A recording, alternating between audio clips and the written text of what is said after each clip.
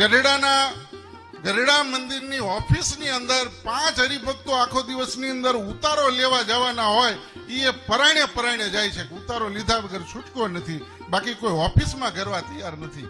આ ગઢડા મંદિરની વહીવટી પોઝિશન ઊભી થઈ છે. અને માનસિકતા કેટલી નીચી છે.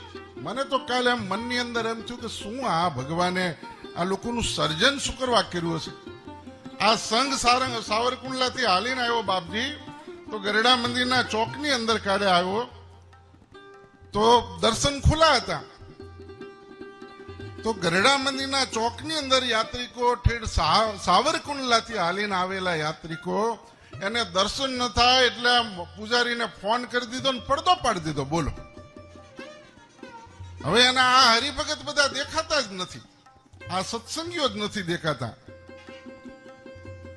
ગોપીનાથજીના દર્શન કરવા એ તો એક સાધુની ફરજ છે. તમે ગમે એવા અમારી સાથે ગમે એવો વાંધો હોય તો અમે ભગવા વસ્ત્ર ભગવાનને રાજી કરવા માટે પહેરીને બેઠા છીએ. અમારી ફરજ છે તમે ગઢડા મંદિરના ચોકમાં આવો તો તમને દર્શન કરાવવા, તમને જમાડવા, તમને ઉતારો આપવો, તમને રાજી કરવા. એના બદલે ગોપીનાથજીના પડદા બંધ થઈ ગયા. સત્સંગની અંદર કોઈ જોનારું નથી. એમ ગોપીનાથજી જોવે છે. તમે એમ નહીં માનતા કે આ જગતની અંદર અમે કરીએ હાલે છે. તમારું 1 સેકન્ડની અંદર ઊભું રહી જશે એમ માનજો.